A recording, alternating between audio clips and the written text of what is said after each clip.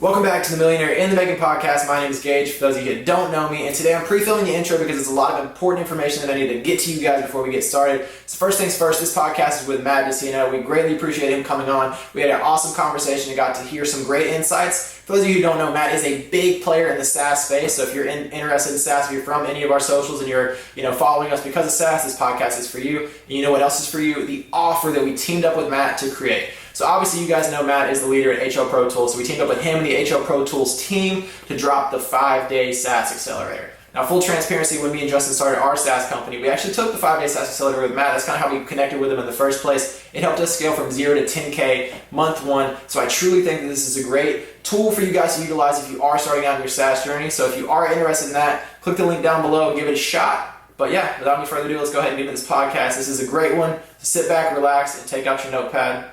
See you guys there. All right, today we have Matt Deseno, and this man has a wild life story and an amazing thing going on. He's helped us out tremendously. Matt, give us a quick little 3-minute elevator pitch on who you are and what you do in life right now. Yeah, that's great. Who I am. So now I help, usually it's either digital service providers or agencies leverage SaaS to basically serve one-to-many in a way that you can scale your business a little bit more effortlessly and bring a lot more value to the world without having to sacrifice, the things that matter most to you in life, time, relationships, that sort of stuff. Awesome. So where did you start in your entrepreneurial journey? Obviously you're here now, but when you first started out, let's go back to like younger Matt. When did you get started in? You obviously weren't in SaaS back then because it probably wasn't a thing. What did you start in? No, yeah. So I started it was honestly WordPress was what I started in. So I started, and we go way, way back. It was 8th grade. Somehow I took an elective about programming, and I fell in love with programming. The first thing I ever built was a video game that I called Bacon or Alive 2. So I decided it should have been so good that I was already building the sequel kind of a thing. And it was like, you're this pig trying to run away from the butcher. And it just planted a seed. And so I went into college and I would kind of like freelance and side hustle making websites. This is now, 16 years ago. So it wasn't as prevalent, as prominent as it is today. And so that's where I started off, is just like making websites. I went to school at Pepperdine. And so I got to move to Malibu. It was beautiful. It was amazing. And when I was graduating, I was like, I do not want to leave. And I kind of had options on the table. I was like, man, I could go and get a job at like Google at the time. Maybe they pay like 50, 60K a year. But I was like, I think I could side hustle this thing and make enough money to basically stay here in Malibu. I had a condo with like 4, roommates, and just, kind of work part-time in my own thing and surf. And so that's how it all started off. Heck yeah, cool. So let's try and bring this to SaaS. At what point did you find SaaS? Was it business number 1, 2, 3 maybe? Tell us that story. Okay, yeah. So for me, in that space, we were just like, do 1-to-1, right? It was like 1-to-1, and then if you want to grow it, you ended up hiring on team members. I remember I had a goal. I wanted to do 100K in my first year. I felt like so much money. And it honestly, I didn't have a lot of expenses. And so I think my rent, utilities, like $600 a month. And so I was like, if I could have 100K, I could do anything. And then I realized, man, I could hire someone and they could do half my work for, at that time I was like, I'm going to hire someone not in, California or in Malibu. And so they someone in the Midwest or whatever, and they're on the team, half the work, and I could spend more time surfing. And that was like the initial catalyst. And so we just kept on growing by like adding more team members, finding more folks to do the same stuff that I was doing. It wasn't until literally 2018 where in the process, we probably had hundreds of clients between 2012 and 2018. And I realized every month, if I wanted to grow, we had to go out there and hunt for new clients every single day. Like every single month, we always had to find new business, had to find new jobs, had to go find new folks. And I realized in the moment we'd built up a lot of sites in Shopify. We're kind of lucky. We were early on in like the e-commerce space relatively, and put a bunch of people on Shopify. I was like, man, Shopify, they in the time we had them, they went public, they blew up. And I was like, I put folks on Shopify. Like, they didn't care where they were going to go. I could have done WordPress or I could have done Shopify. And I was just like, I think Shopify is more the future, and I put them over there. What happens? They keep on paying Shopify for decades. They stopped paying me like 5 years ago, but it was because of me that they ended up on Shopify. And so I realized, man, if I could own the software, it was like the utility company. If I could be the utility, that's who's really winning here, right? It's the people who, like, they raise the price of electricity every year and you don't get to say nothing. You know, in California, they raise the price of water and it's like, sucks to be you. Like, you need water. We just raised the price, you know, live with it. And so I was like, if I could be a digital utility provider, if I could be the one who was like selling the foundational thing that everyone needed, no matter who their service provider was, is like, they just kept on paying this, then I could stack some wins and build some real freedom that wasn't so complex with building a team and always having to search for new business. And so that was the shift into software and SaaS for me. So at that pivotal point when you made that shift, what was the first step? Did you find another company and kind of work off them, or did you look to build your own thing? Just curious how you started. We were building our own thing. Yeah, so that was literally, so we started off, we found one problem in the marketplace and we're like, this is what we're going to solve for. And we started building our own thing. It's very complicated. And even for like programmers, like, there's so many variables and how you can do it and all these things that go into it. And so, but it was about, I don't know, 6 months into kind of building our own thing. I was talking to somebody and they're like, hey, there's actually somebody else who has something very similar to what you're trying to build, and they let you slap your brand on it. And this is where, like, the super aha for us in particular, and where we've kind of like been able to launch and soar with, is this idea of private label SaaS. So it's very common in the e-com space, right? If I go and buy whatever, a phone case, we got one right here, there's probably like, I don't know, 5 people that make the exact same phone case. What it is, it's some factory in China and they let you slap their brand on it. Maybe they let you customize it a little bit. But in essence, all these people who are selling me this phone case at probably like 20x markup, they're not building it in their basement. Like, they've got a factory in China and they say, slap your logo on, you're good. It's private label for products. This was the sweet spot of private label for software products, because now the marginal costs isn't as crazy, right? Typically, if you want to get into the e-com space, you got to fork up a few grand, 10 grand, buy a, big old pallet of this stuff, get it shipped over on a boat and have it stored in a warehouse somewhere. And then, and you could ship it straight to Amazon and have them do it. But you got inventory and you got this cash delay. You got to put up money, get it shipped to me, and then sell it to the next person. In the software space, it's becoming more and more possible. You have services like even on Google Cloud where they don't charge you until you use it. So you can literally sell it, pay nothing, and then, like, as the customer starts using it, you're just arbitraging in real time. And oftentimes, like, we get paid before they even incur any costs. And so that was kind of the magic for us, is going into this idea of private label software. So when you're looking at something like that and kind of at that crossroads where it's like private label versus build on your own, what would you say to the younger kids? Because SaaS is kind of becoming a hot topic right now, and they're probably all looking into it. Like, what is SaaS? What steps do I take to get into that? What would you say to somebody just getting started about maybe the best, path to take? Yeah, in terms of best path to take, there's, I've seen, so right now we've helped over, I think the exact number, it probably crossed 2,000. It was between 1 and 2,000. We've helped over 2,000 folks kind of make this migration. I've seen a couple different ways that folks can kind of like make it work. There's this great phrase, I think it's a quote, I don't know what to attribute to, but like, you learn nothing from success. You learn everything from failure, right? It is when things go wrong that the learning kind of like capsulates in. And so recently, I literally went through this process. I was like, I'm going to do a total start from scratch, because in some ways, it can, even for myself, it's like you can feel a little, there's luck involved. There just is. Talk to anybody like who's had any sort of success. There's a degree of luck. I love people like Jesse and so talk about like, making your own luck. You can absolutely do it. You can manufacture your own luck. Be in a position where lucky things can happen to you. But in all of this, and even in like this recent, kind of challenge I did for myself, really, kind of breaking down the key things that you do in the right order. So it's this. You'll go out there and there's tons of advice. What they don't do for you is contextualize it to your situation, because a good thing at the wrong time is actually a bad thing. I'll say that again. A good thing, someone else could have had absolute success with it, but a good thing at the wrong time can actually be a bad thing. And so I know with you guys and the MITM crew, we put together kind of a roadmap. This is like what I've done in the place that I've been fortunate to kind of grow up into. And I think in particular, I still believe, I can't help it. I've seen it proven to me, this abundance of possibility. Like SaaS feels like maybe it's uptrending, but software's been around for 2 decades. The idea of software, not a new one. the idea of accessible software, yes. But what blows my mind still today is the thing about this is blows my mind. The majority of businesses in the world still don't even rank for their own brand name. The majority of businesses in the world don't show up when you look for them explicitly. Like, still every year in the United States, tens of thousands, like you can just go like for a franchise, but like it might even be over 100,000, but there are tens, if not hundreds of thousands of new businesses every year. That means every single year there is a new batch of clientele that run into these same utility problems, right? It's like if you are a roofer, someone might believe, well, you know what?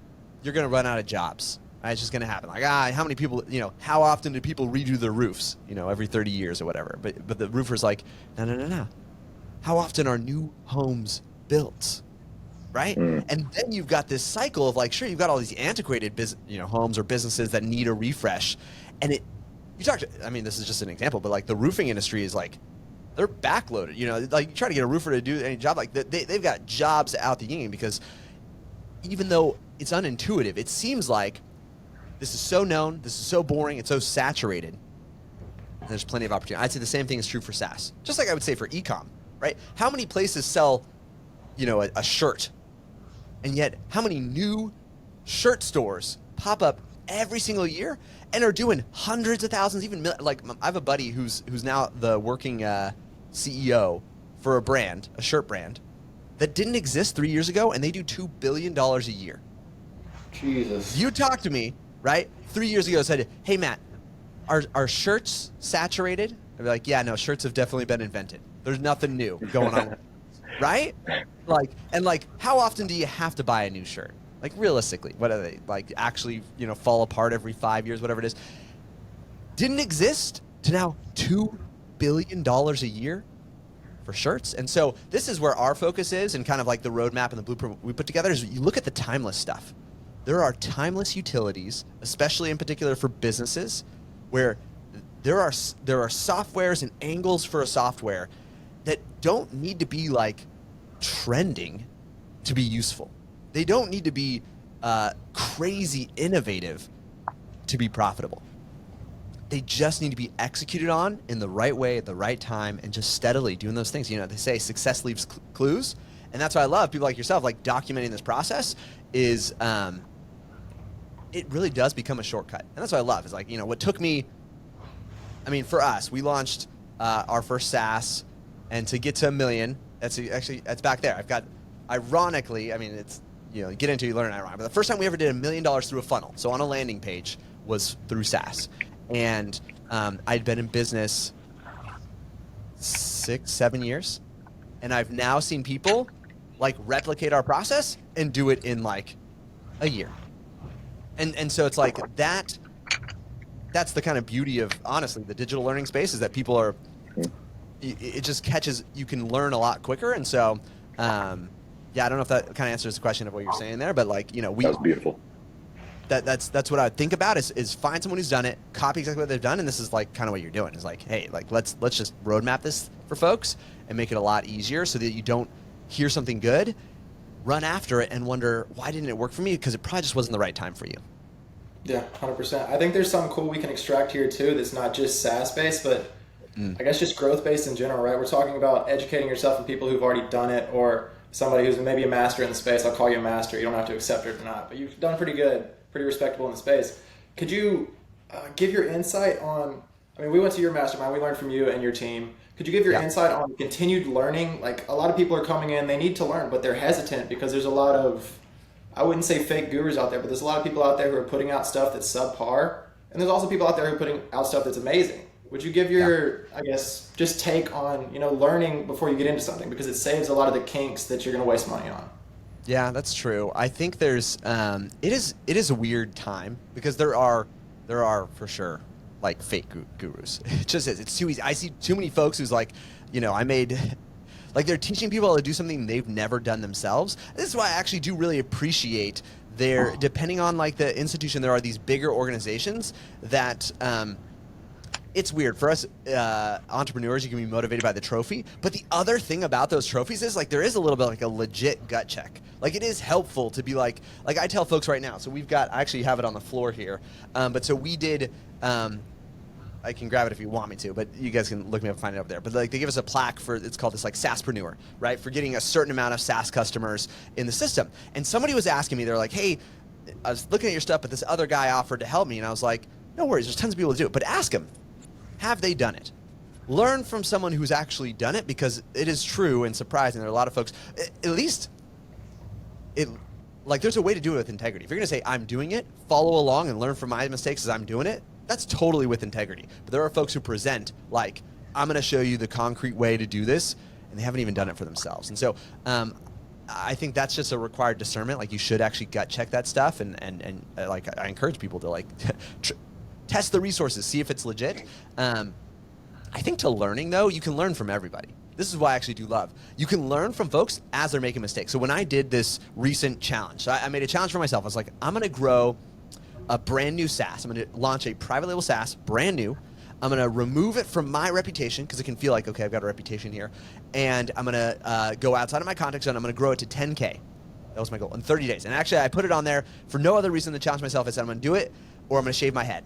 Because frankly, for me, I'm not like money motivated now in the same, like if I say like I'm going to do it or I'm going to have to donate $10,000 to charity, like I might have just gotten lazy halfway through and been like, screw this, like just donate to charity. Because I said like stuff like I couldn't dump a ton of money on it. I couldn't run a ton of money on ads. I was trying to do it in a scrappy way. In that thing, I like documented. I did like daily, every other daily calls with folks, and it was painful. In the sense, like truly, I said I couldn't use my team, so I had to do it like as scrappy as possible. And you've got to hustle, like if that's your goal. Now, frankly, you don't have to do it in that short time period. I just did a false constraint on it, but you've got to want it. And so we skipped over this part of the story for me. It's an important piece there. For me, and I see this with a lot of folks that just get it and it clicks, you're either running to something or from something. A lot of times it's both, right? And I had this phrase in my mind. I think of it like there's this dragon that you're running from. You're trying to like vanquish it, and there's this treasure. I think of like medieval times. And then you've got this like castle that you're building up, whatever you're trying to establish here. And I remember when I first started to establish this, it is like the bigger the dragon, the bigger the walls we built, right? The bigger that insecurity, the bigger that fear it is, like sometimes the faster we run. And so for me, I was not this self-aware. I kind of grew into it, but I realized that I had this belief, a limiting belief, that if I ever ran out of money, I'd become the worst version of my father.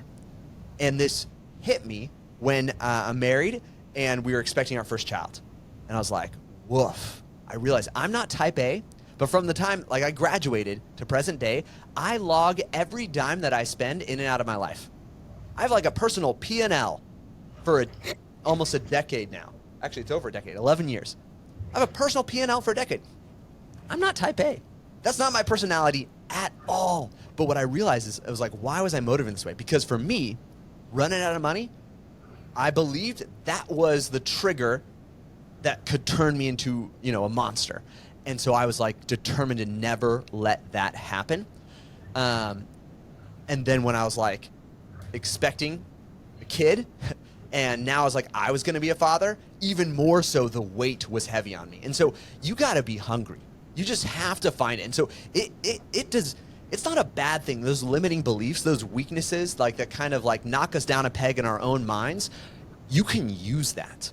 I remember, the Walking Dead, the show's finished now, but in the last, I think it was the last season, whatever, one of the characters was talking about, this little girl was talking about like fear. It's not about not being scared or not having fear. It's about using that, because fear can make you a better fighter, right?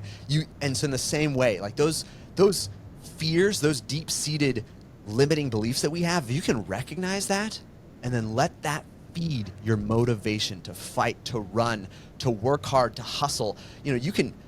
That's not a bad thing. And I'm not big on like hustle culture now. I think I'm bigger on like deciding what you want and then giving yourself permission to do what you need to do to get what you want. and not letting anybody else's expectations or judgment to fall on that. And so I think in that learning process, it's super helpful to kind of be open-handed, to recognize that what got me here is never going to get me there. The fastest way to get there is to find someone who's actually done exactly what I want to do and just look for the clues. And more times than not, I'll tell you, people in my position, you feel a sense of luck and abundance that just makes you more willing. People are like, why would you share this stuff? Like, aren't you kind of creating competitors? I'm like, you don't understand. Like, how many billionaires exist in the world? Do you think like one billionaire prevents another billionaire from existing? Like I told you, that 3-year-old shirt company doing $2 billion a year. Do you think the other shirt companies were really holding them back? Like, did Hanes stop them from getting success there? No, not at all. Now, Hanes might not be sharing with them, but I think for more of us who kind of in our own personal ways experience that come up, there's delight and fulfillment in seeing other people win, because I've lived and experienced that desperation. And now my motivation, I told you guys that there's like, I want to help you solve meaningful problems so that you can win professionally and be famous in your own home. You can accomplish the things that you want to accomplish without sacrificing the things that maybe later in life you'll realize were actually the most important. That's deep. When did that change hit, I guess, in your life where it stopped being so much about yourself and money and more about the people around you? Because you're in a position, how many employees do you have under you? I think we got 110. 110. So, I mean, I'm definitely way lower on that scale, so is Justin, but we're the young bucks here. Just totally curious, how does that affect how you operate on the daily, just knowing that you're almost in control of all those lives? Not in control, but you're responsible for. Responsible. Yeah, there's a different weight there. And I'll tell you, for me, it doesn't have to be this way for everybody, but like there's natural levels to the game of life. And in business too, like you hit these tiers and these thresholds of responsibility. You don't have to do it. And so that's why I hesitate sometimes to recollect my process, my motivation, because I don't want it to be prescriptive, because it doesn't need to be and it doesn't have to be. For me, one of those like key linchpins was like I'll say our growth went like parabolic is parabolic, exponential, whatever, when COVID hit. And it wasn't just COVID. Here was the catalyzing effects here. My wife was pregnant, due April 24th, first child. She went into labor early on March 15th. He was born March 16th. We went into the hospital. COVID was kind of like a joke. We came out of the hospital and it was like people were, like my Insta stories were like joking about it, like the run on toilet paper that was happening, right? I was like, why are people doing this? And so we went in, normal every day. We came out, it was crazy COVID. And the thing that I did not expect, so he was 6 weeks early. He had to go into the NICU. The hospital didn't know what to do. I'm in California. There was craziness going on in New York, and so everyone thought like it was going to be the same thing. It was chaos. So they took our boy away into a locked room where we then couldn't visit. I already had this high expectation of being a father. I never in my life imagined I'd have to leave the hospital without my kid. I didn't even have a concept that was a possibility, that I couldn't be in the same room with him. I couldn't hold him. I couldn't see him. This is hitting, mind you, at the same time, like all of our clients, we're California-based. At that time, we had a lot of California-based businesses. They're freaking out too. They're shut down. They're like, how do we market? What does this mean for us? In that moment, it was a fight or flight. And yeah, I was like, I'm fighting. And so I remember I'd have a backpack. I would take a black lunchbox and a car seat. And I'd just walk through the ER to get into the hospital. They don't ask you questions. I couldn't get into that. Like the NICU's like a separate blocked off room, but I could get in the waiting room next door. They're getting rid of any non-essential patients. They're not doing any procedures. The hospital became like a ghost town, but my son's in the NICU locked away. And I'm taking calls in the waiting room. There was no one else there, all to myself. Those calls of the client saying, hey, I got to pause. Because we were still doing, we had other services going on. We hadn't fully shifted into so hard on a SaaS. It was like 2019. I told you we launched, did $1 million, but I kind of thought, oh, this was like this magic sauce of like added. It's very profitable. That's the other nice thing about SaaS is it's higher profitability, but like we still had all this other services and stuff we were doing and employees and team members. And I was like, we are going to find a way, right? A mantra we use now is like, we win or we learn. That is it. We win or we learn. The only way you lose in business is when you give up. And so that's where we went into this, like win or learn. And really we zoomed out and said, what works the best? What provides the most value by being this like sweet spot of disparity between the cost that we charge and the value that the client provides? It was software. It was SaaS. And so in that space, we doubled down. We've kind of almost like accidentally. We were not playing full out to do $1 million.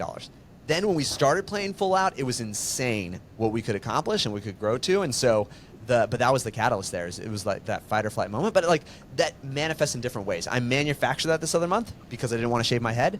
And I'll tell you, like I was working later and earlier and harder than I'd had the month before. Now I have a really lax, chill life where I just tell other people to do it and they do it. I was hustling. That was a false constraint. I had to put that on myself. That's one of those things for growth is you either have it or you manufacture it. You run fastest when you're running from that bear or you're running from that dragon. If you don't have a bear, if you don't have a dragon, put one in the room with you. Like do whatever it takes to instill that hunger inside of you and you will learn and implement and take action to a degree that most folks don't because most folks tune out. They just numb their minds, just Netflix and chill. And the good news is that's opportunity for the rest of us. Those folks that have that hunger, when you feel like, man, I want to do something that's going to make my life different, my family's life different, like the potential for legacy, generational impact and wealth, most folks don't have that. And if you have that, that even spark of a hunger is already a gift. Then you just got to be disciplined enough to be bad fast and get behind folks that already know the way. So then even if you're going to be bad, at least you're being bad in the right way, right? At least you're training in the right direction. Be bad fast. You get that from Alex Ramosi? I don't think so, but I've heard that before. Okay, yeah. I've heard that before. Be bad fast. Yes, there is no way. There's a lot of folks look for like kind of like a shortcut here, and even I felt that, right? I always want the shortcut, and it's like fitness. So Alex talks about this, and it's a really great example there. Is like there's no shortcut to being strong. Like you show up and you work out consistently. But I'll say like the caveat there is I've seen in seasons, you get with like a personal trainer who knows what your goals are. He'll have you work out muscles in groups that you would not have done yourself. He'll have you on a different kind of nutrition path that was different than you've done yourself. Like you can't avoid the fact that it's going to be hard work consistently done. However, I see there are plenty of folks, to go to an example where they're like, I want to be buff, and they show up in the gym and they just run on the treadmill. And they're like, I show up every single day and I run on the treadmill for 2 hours a day. Like, why don't I have big old shoulders? You'd be like, oh, you're putting in the hard work in the wrong, like that is a good thing, the wrong time. And so it turns out to be a bad thing for your goals. And so that is the, that's where having a guide there can at least focus your hard effort and energy into the right place, but there's no substitute for doing the work. Fair enough. That kind of just made me think. I was sitting back while you were talking thinking, what would make me choose somebody? Why would I go with them for their information? And it's almost like if the person beside me that I trust says that they're a valid source, then I'll go with them. So like to our audience here who's watching this, if you guys have not clicked on that link down below and checked it out at all, go ahead and do so. We can vouch for it. I think Justin could say the exact same. We've been using Matt for maybe 4 months now. It's been an awesome experience, but I was just sitting back thinking, I was like, what would make me choose to go with somebody? It's word of mouth. Like word of mouth from somebody that you trust. And hopefully we've built the rapport with you guys for you guys to trust us up until this point, but it was just a thought that popped in my head. No, it's I good. will say it's you, Alex Ramosi, Jordan Peterson that I hear the most every day. So your name's starting to become a part of my consciousness right now. But I mean, the amount of wealth and information that you've helped us with is just beyond insane.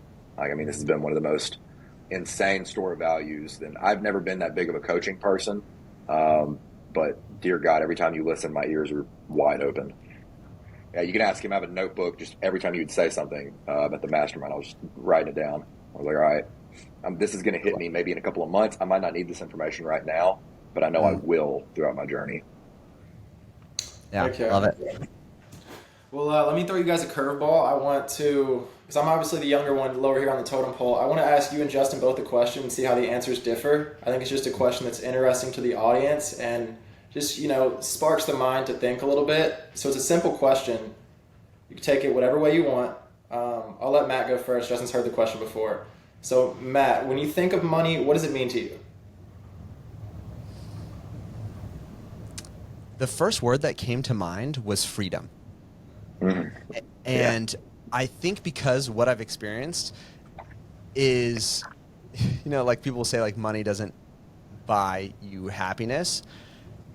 And I'd be like, well, money can buy you things that do make you happy, like for sure. And the kind of freedom, I'm gonna be honest, like kind of freedom that I've experienced by gaining the skills that allow me to predictably create wealth for myself, for my team, for the people around me, has given me a different degree of freedom. Like it just is. When you, I heard it said this way, if you think about the money you got in your bank account, consider for yourself, what does it cost for you to live every single month?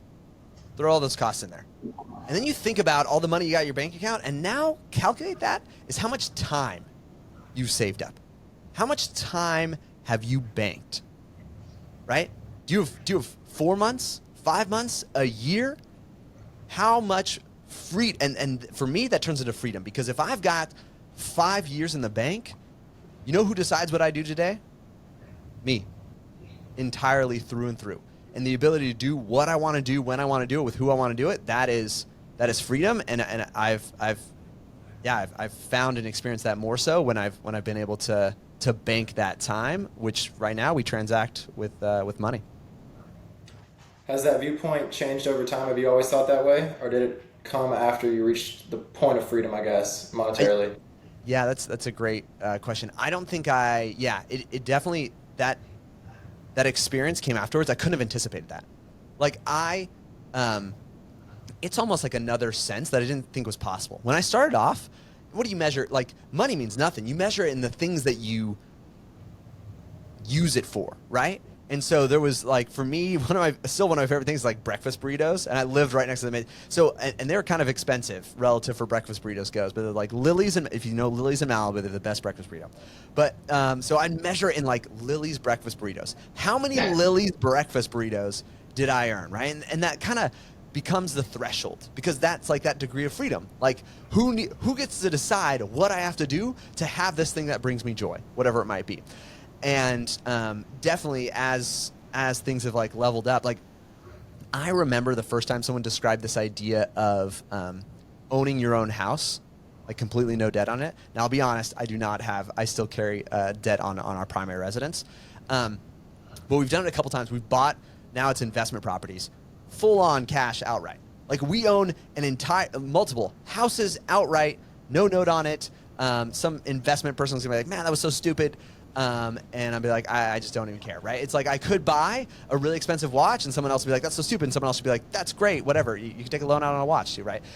But that, like, it's hard to explain what that feels like when you're like, that degree of freedom, that degree of insulation. And, it doesn't protect you from the things that there's so much more that money can't buy. There's this great quote I think I saw and reposted recently, but it's like, that money, you can buy a doctor, but you can't buy health. You can buy a bed, but you can't buy sleep. You can buy, whatever it is. You can buy associates, but you can't buy friendships, right? In the sense of like the meaningful things, the deep things that you truly do end up valuing. You can't actually buy those things, but I will say having that money makes it easier. Because I used to joke, I have the spiritual gift of sleeping. I can sleep anywhere. A crazy story for another day. I lived homeless on 2 occasions voluntarily. Like, this is the constraint, put the hunger in there. But one time I did it on the streets of Argentina. I was homeless, and I slept on the sidewalk where dogs would crap. It was, but I could sleep. Even in those crazy situations, like I could sleep. So I've been, gifted with this ability to sleep. But I'll tell you, it is way more comfortable to sleep in a nice bed than it is on the sidewalk. Even if you can, right? Even if you can, it's definitely a different degree of experience. And that sums up his entrepreneur journey. He learned that the streets are not as comfortable as his bed. That's what we got from all this. So, Justin, you got any differing opinions on that, or is freedom kind of right up your alley as well? It's crazy how he said that, because my number one is freedom, and I measure my success in sushi rolls, because I always say, if something was $10,000, it's like, 1,000 sushi or spicy tuna rolls for me. So we have almost the exact same viewpoint where it's like, okay, money buys my friends vacations, which makes me happy. I could go spend a week down in Costa Rica by myself and be miserable, but I could go, stay at the Holiday Inn 2 towns over with a group of my friends and be at a 10 on the happiness scale. So money is 100% freedom. Anyone who tells you money is evil, money is good, money is just a tool. I mean, you tell me what your views are on money, and I'm probably going to assume that's my view of you. So if somebody preaches that money's evil and it does nothing but evil things, I have questions on how they even view the world at that point. I mean, if you give me $100 million, that's a lot of homeless vets that I'm helping off the street. That's a lot of young entrepreneurs that I'm starting business with. You give the wrong person $100 million, they could probably do some damage very quick. So that one. All right, I've got one question. I know we're going a little bit over. One question and then one final. If you could go back to yourself at 18 years old and change one thing business-wise, what would it be? Business-wise, I think I would have started sooner. Like, this is the thing. Like, so technically, I mean, I didn't start until I was 21. And so it's like, even in the 3 years, like, that's like, and I was like side hustling, but man, I did not know the gift of time. So there's guys right now that I know, even in our space, they have no, significant other. They've got no kids. Like, I now have 2 kids, my amazing wife, and I love it all. But like, my time is divided, right? Like, I choose to do. I still spend time on the things that matter most to me. That's great. When you're young, you don't have a big list of things that matter most to you. You can absolutely crush me. So I know of one person of mine that comes to mind, and he has absolutely surpassed what we've done. And dude lives at his mom's house and is just hustling, and he's been at it for not even 2 years. And I'm like, just soaring. And I'm like, man, what a gift that is. Like, you don't fully understand it when you're there. And I would not have understood it. Like, there is a gift in the time and the lack of commitments that you have to do things that really require that. Like, I think of, amazing folks, like you think of like Mr. Beast and like what he's built and done. I don't think somebody else who has a family who has kids like right now could replicate that. Right. So youth is a gift, and you can absolutely hustle for, like, you can hustle. That is a competitive advantage. And I literally interviewed this guy, maybe it was like 9 months ago. I was telling him he hadn't quite passed where we were at, but now he has. And I was like, you will pass us because you are willing, and it's like willing and able, because maybe I'm able but not willing. He is willing and able to work harder than I am right now. I'm just not willing to work as hard as he is because I'm thinking through, I want to be there with my kids. This is great. I live my rich life right now, but it's like, if you want to accomplish amazing, great things, just start early. I like that. All right. To close this out, can you give our audience what your one-time offer for our viewers is? Yeah, for the MITM folks. Yeah, so this is as a payback. Justin and Gage know. Typically for like the mastermind, it's we're talking thousands of dollars. It's frankly, we're roughly, we're tens. I'll just tell everyone, it's $20,000-$30,000 a year is what it comes out to be. We were talking about beforehand, and like almost all of our other stuff there's continuity. If you want to learn from me in any other place, you have to pay recurring.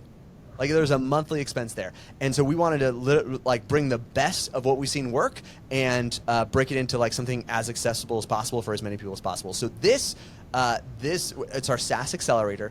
This is an aspect where you're in a group with me, breaking down our kind of like operating system, and I'm giving you like the templates, the exact stuff that I've seen work, where we think of, for us, it's how do we turn strangers into subscribers in the SaaS space? Because that's a skill.